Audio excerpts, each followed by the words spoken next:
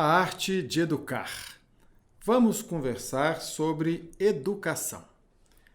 Este projeto é composto de 3 aulas independentes, mas absolutamente correlacionadas. Esta aula é a primeira. O que é educar? E por que estamos tratando a educação como uma arte? Ora, educar é promover a passagem de uma vida inconsciente, levada nas coxas, sem reflexão, para uma vida consciente, em que a pessoa tem as rédeas do seu viver.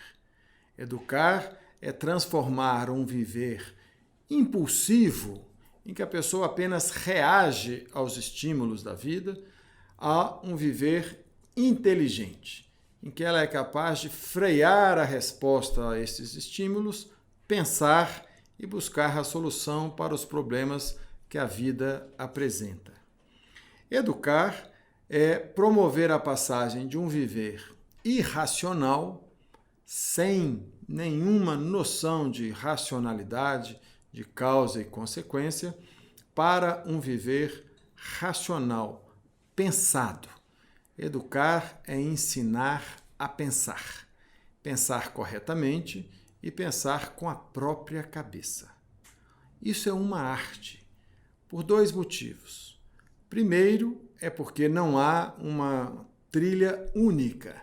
Como toda arte, é possível ensinar música para uma pessoa, mas não é possível ensinar a pessoa a tocar sempre a mesma canção ou a compor a mesma canção.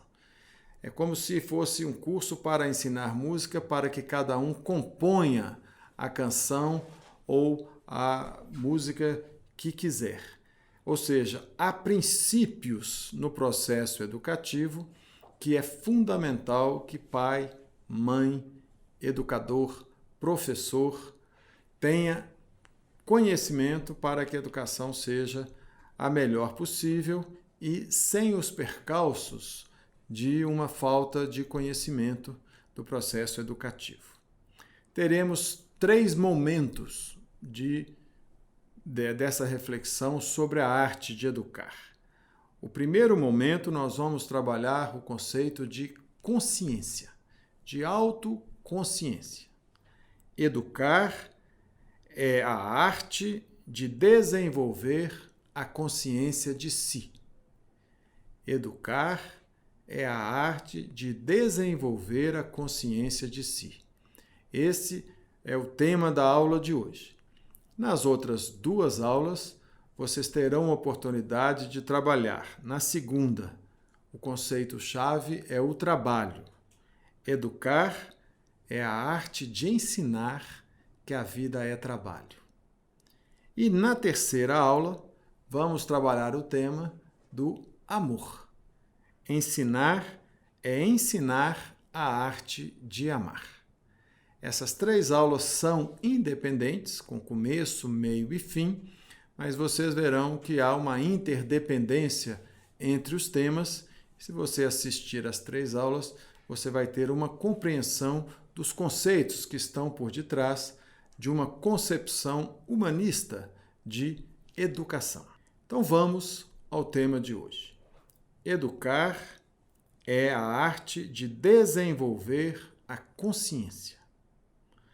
Ora, a consciência é o que confere humanidade ao ser humano. Uma pessoa que tem consciência é capaz de parar para pensar e se ver na situação.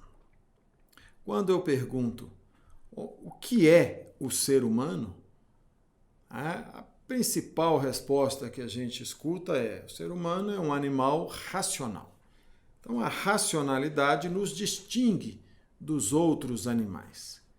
Essa afirmação tão comum nos leva a uma reflexão muito curiosa, que é, ora, se o que nos faz humanos é a racionalidade, e a racionalidade não é algo com a qual nós nascemos, ou seja, não é um atributo dado desde o nascimento, ele é uma aquisição, né, que decorre da nossa aprendizagem e da nossa educação, significa que nós não nascemos humanos. Ora, o ser humano não nasce humano. Então, o que é educar? Educar é promover a humanização do ser humano. Isso é importantíssimo que a gente compreenda, porque o ser humano nasce um animalzinho, que apenas tem reflexos, que apenas responde ao ambiente com os seus instintos. O que seria de um bebê se ele não tivesse o reflexo da sucção? Ele chegaria no peito da mãe e não seria capaz de sugar o alimento fundamental para que ele sobreviva. Ora, como que essa racionalidade é desenvolvida? Parte dela, obviamente, decorre do amadurecimento do cérebro, do amadurecimento neurológico. Mas nós sabemos que o amadurecimento do cérebro depende dos estímulos que são dados pelo ambiente, ou seja, do processo educativo. Se não houver educação, nem o cérebro se desenvolve. Os meninos lobo, aquelas crianças que acabaram sendo criadas por lobos, elas não desenvolvem a humanidade porque não receberam uma educação que as humanizou. Não aprenderam a linguagem, que é uma outra característica que nos distingue dos animais, e muito provavelmente, como o menino Mowgli, vão se comportar como um animal parecido ali com aqueles que o ensinaram a sobreviver na selva. Ora, então a consciência é um conceito absolutamente antropológico, que dá identidade à humanidade do ser humano. Então, o que faz o ser humano humano? Resposta número 1, a consciência de si. Quando uma pessoa está bêbada, um adulto bebeu demais, está inconveniente, ele não tem nenhuma racionalidade. Qualquer conversa com a pessoa é absolutamente improdutiva, porque a pessoa não consegue responder. A gente costuma dizer, inclusive, que o bêbado está mamado. Ele se comporta como uma criança, né? Responde aos apelos instintivos, seja agressivos, seja sexuais, seja de brincadeiras, sem nenhuma noção crítica, porque ele não é capaz de se ver. É impossível convencer um bêbado que ele está bêbado, porque a autopercepção dele está prejudicada por causa do álcool. Ora, quando uma pessoa está alcoolizada, embora ela seja um ser humano, ela não está humana, porque ela não tem a consciência. Essa frase, ela é uma conclusão se a gente admitir a premissa de que a consciência é o que nos faz humanos. Por que que o ser humano muitas vezes se recusa a ter consciência de si? Por que que muitas vezes, diante da verdade, ele se recusa a ver-se exatamente como ele é? Por que que ele prefere, de alguma maneira, esconder a verdade de si mesmo e não se olhar no espelho? Porque dói, porque é difícil, algumas vezes, que a pessoa reconheça, veja-se, se conheça de novo exatamente do jeito que é. Ora, como que acontece esse desenvolvimento da consciência de si? Eu costumo dizer que a filosofia é a forma mais sofisticada de dizer o que é óbvio. Vamos raciocinar. Eu estou aqui e eu estou me vendo. Eu sou essa pessoa aqui que está conversando com vocês por meio de um vídeo. Eu tenho o meu corpo. E o meu corpo não se comunica com o corpo do outro do ponto de vista físico, porque dois corpos não ocupam o mesmo espaço ao mesmo tempo. Então, meu corpo termina do meu fio de cabelo até o meu dedão do pé. Você é outra pessoa. Eu não consigo entrar dentro de você. Na medida em que eu percebo que eu, que eu sou este ser, que eu consigo ter a consciência de que eu sou este ser, obviamente, tudo o que não sou eu é outro. Ou seja, é um não eu. O não eu é sinônimo de outro.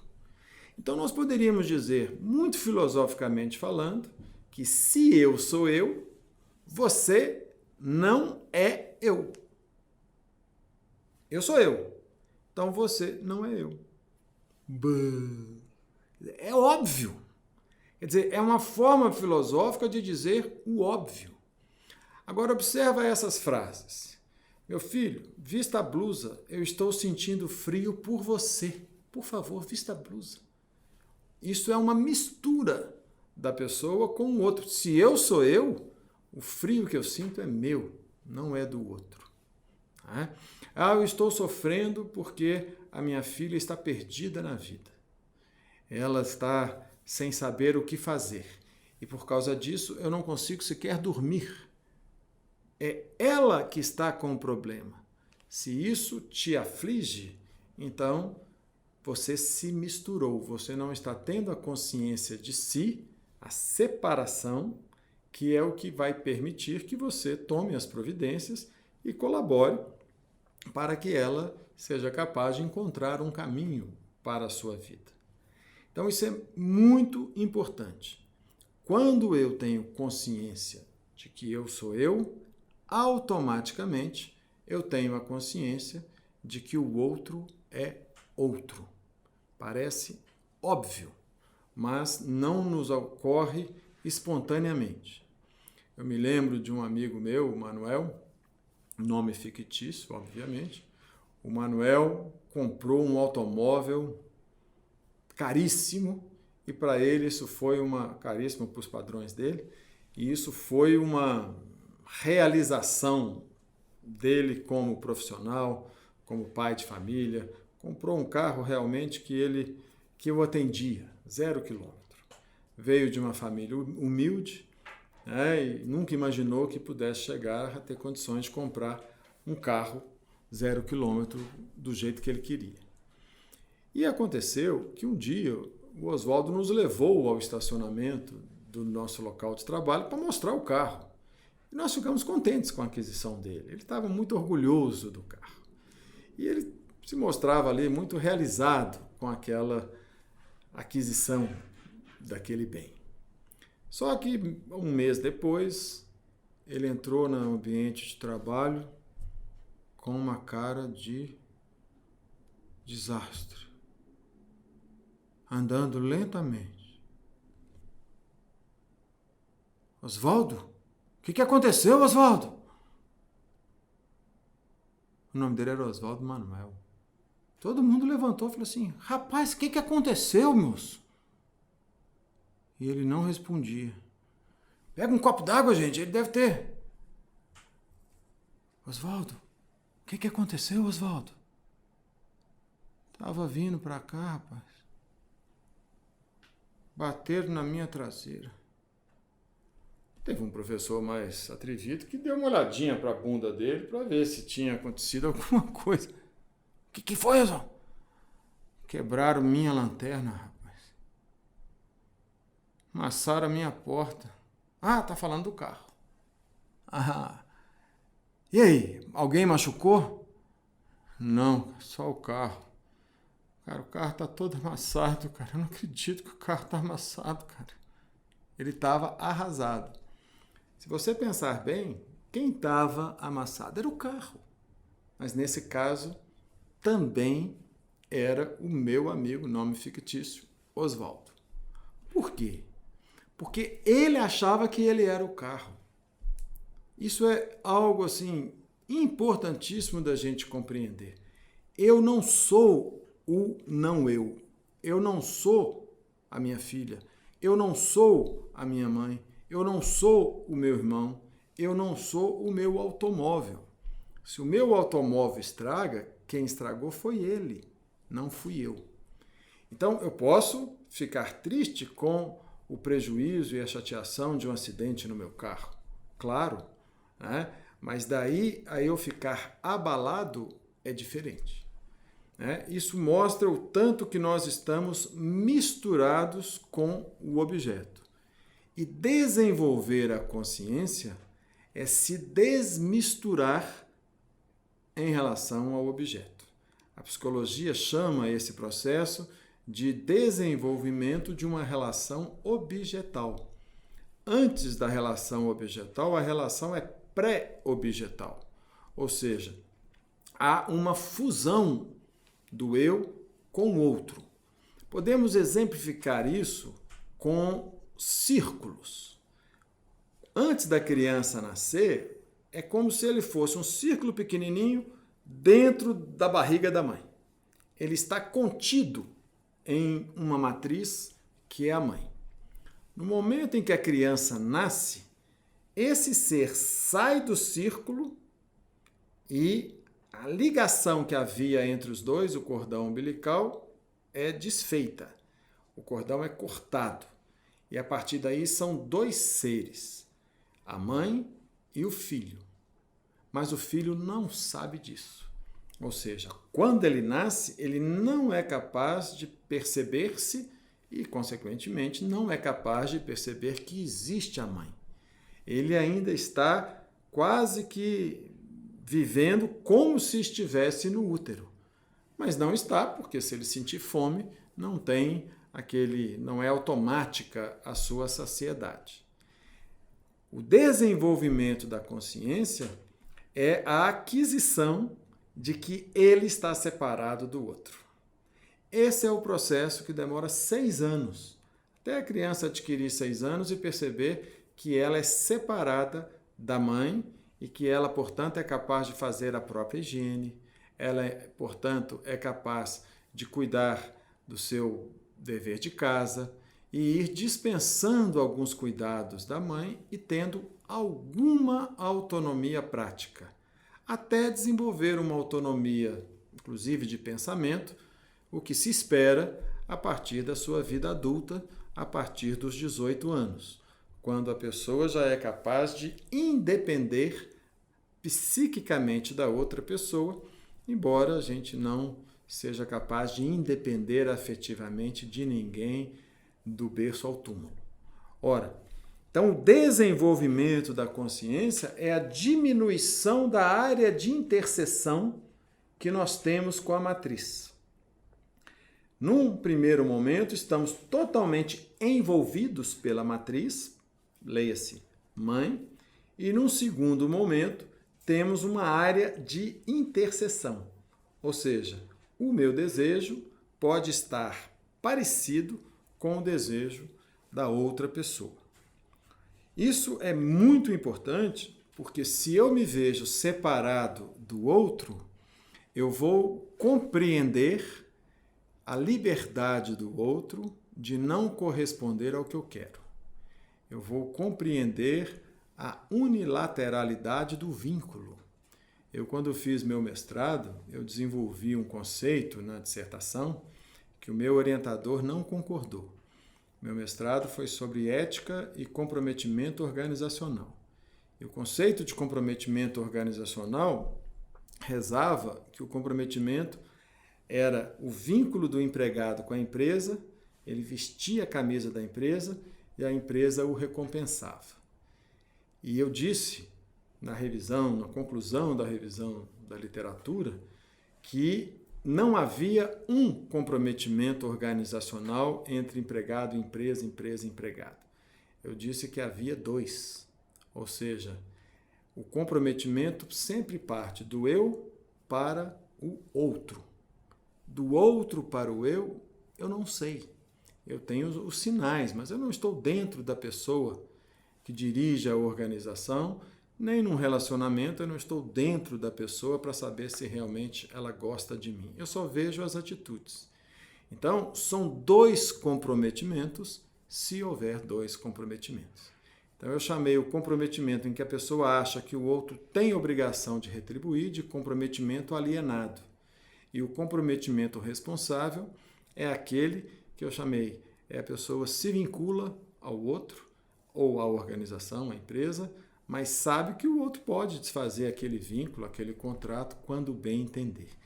Isso é a noção de separação psíquica, que é a manifestação prática do conceito de consciência de si. Se eu tenho consciência de que eu sou eu, automaticamente o outro é outro. No processo educativo, educar é a arte de explicar, de descrever, de se comportar de modo que a pessoa entenda que ela tem a liberdade de ser ela e que eu tenho a liberdade de ser eu.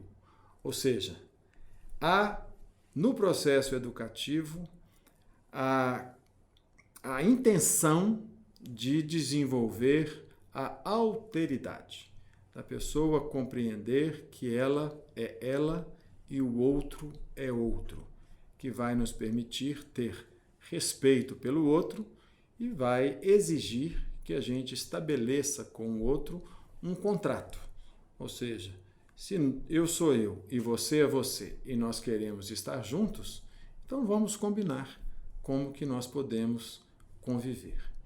Então, de alguma maneira, educar é ensinar à pessoa essa consciência da separação. Ele é ele, o outro é outro. No curso A Arte de Educar, veremos alguns exemplos do quanto que a noção de cerimônia, do espaço que a pessoa tem é dela, a noção de que invadir o espaço do outro é uma forma de se misturar, é uma forma de buscar uma intimidade que prejudica a compreensão de que eu tenho uma individualidade, que eu estou construindo, uma personalidade que será diferente das demais. Preciso aprender a conviver, viver com outras personalidades e aprender a contratar o modo como eu quero me relacionar com essas outras pessoas. Fechamos, então, a primeira aula sobre educar, mostrando que educar é a arte de ajudar a desenvolver a consciência. Desenvolver, perder o envolvimento. Educar é promover a não mistura ou a diminuição da mistura até a pessoa compreender que ela é separada do outro e, portanto, pode conviver. Podemos viver juntos, mas não precisamos viver misturados.